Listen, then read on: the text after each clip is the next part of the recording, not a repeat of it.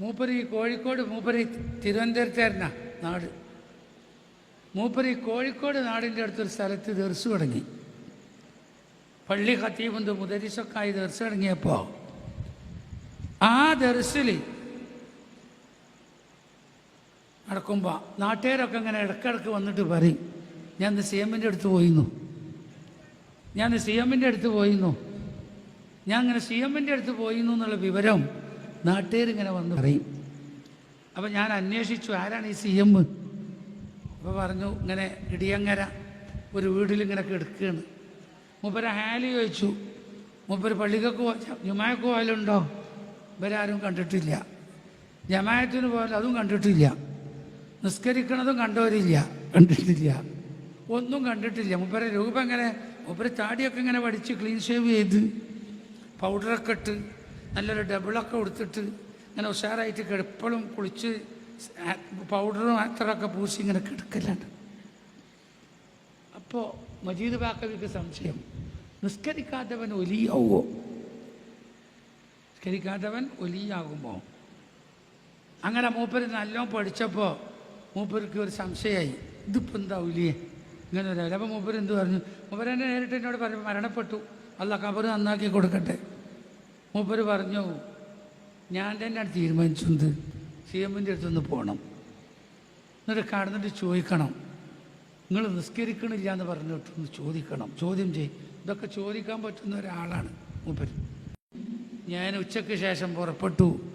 Kozhikode C M കിടക്കുന്ന വീട്ടിലെത്തിയപ്പോൾ നീണ്ട നിരയാണ്, പുറത്തൊക്കെ ക്യൂ ആണ്. ഞാൻ അങ്ങനെ സൈഡിൽ കൂടി മുന്നിൽ കണ്ടു പോയി ക്യൂവിൽ നിൽക്കാതെ. അങ്ങനെ ചെന്നപ്പോൾ മുറ്റത്ത് ചെന്നപ്പോൾ അവിടെയൊക്കെ നിറച്ച ആളാണ്,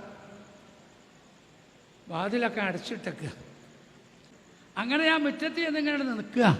അപ്പോൾ കണ്ട് ഉള്ളിൽ നിന്നൊരാൾ വാതിലിട്ട് തുറന്ന് പുറത്തേക്ക് തലയിട്ടിട്ട് പറഞ്ഞു, കണിയാപുരം അബ്ദുൽ മജീദ് ബാക്കവിയെ ഉസ്താദ് വിളിക്കുന്നു. ഇത് കേട്ടപ്പോൾ മൂപ്പര് പറഞ്ഞു, എൻ്റെ എല്ലാ ധൈര്യവും ശില്പായി. ഇതുകൊണ്ട് ഞാൻ കണിയാപുരം അബ്ദുൽ മജീദ് ബാക്കവിയാണെന്ന് അവിടെയുള്ള ഒരു മഹ്ലൂക്കൊന്നും അറിയില്ല. അപ്പോഴാ ഉള്ളിൽ നിന്നൊരാൾ വിളിക്കുന്നത് വാതിൽ തുറന്നിട്ട്, കണിയാപുരം അബ്ദുൽ മജീദ് ബാക്കവിയെ ഉസ്താദ് അകത്തേക്ക് വിളിക്കുന്നു. അപ്പം എന്നോട് പറയാ, അപ്പോഴാണ് എൻ്റെ എല്ലാ ധൈര്യവും പോയി, ഒരു ധൈര്യവും ഇല്ല. പിന്നെ ഏതായാലും ഒന്ന് കാണാലോ എന്ന് വിചാരിച്ച് ഞാൻ അകത്ത് കടന്നു ഞാൻ അസ്സലാമു അലൈക്കും എന്ന് സലാം പറഞ്ഞു. അപ്പോൾ ഞാൻ ചോദിച്ചു, സലാം മടക്കിയോ എന്ന് ചോദിച്ചു. ഞാൻ കേട്ടിട്ടില്ല, മടക്കിയോ ചെയ്യാന്ന് എനിക്കറിയില്ല, ഞാൻ കേട്ടിട്ടില്ല. കളവറിയുന്ന ആളല്ല. പിന്നെന്തുണ്ടായി ചോദിച്ചു. ചെന്നാണ് നിന്നിട്ടുള്ള ഉടനെ എന്നോട് ചോദിച്ചു, സി എം ഇങ്ങോട്ട്, നിങ്ങൾക്ക് സക്കരിയൽ അൻസാരിയെ പരിചയമുണ്ടോ? ഞാൻ കിതാബിൽ അവിടെയും കൂടിയൊക്കെ കണ്ടിട്ടുണ്ട്. സക്കരിയൽ അൻസാരിയെക്കുറിച്ച് ഞാൻ കിതാബിൽ അവിടെയും കൂടിയൊക്കെ കണ്ടിട്ടുണ്ട് എന്ന് പറഞ്ഞു. ഉടനെ സി എമ്മിൻ്റെ മറുപടി, നിങ്ങൾ നല്ലതുപോലെ കിതാബ് ഓതി പഠിച്ചിട്ടില്ല. നിങ്ങൾ പഠിച്ചിരുന്നെങ്കിൽ നിങ്ങൾക്ക് ഈ സംശയം ഉണ്ടാകൂലായിരുന്നു. അതുകൊണ്ട് നിങ്ങൾ നല്ല ഉസ്താദിൻ്റെ അടുത്ത് പോയി നല്ലതുപോലെ കിതാബ് ഓതി പഠിക്കുക. ഇതും പറഞ്ഞ് നിങ്ങൾക്ക് പോകാം. അത് പിന്നെ വേണ്ടാവുമല്ലോ, നിങ്ങൾക്ക് പോകാം. ഞാൻ അവിടുന്ന് ഇങ്ങോട്ട് പോന്നു.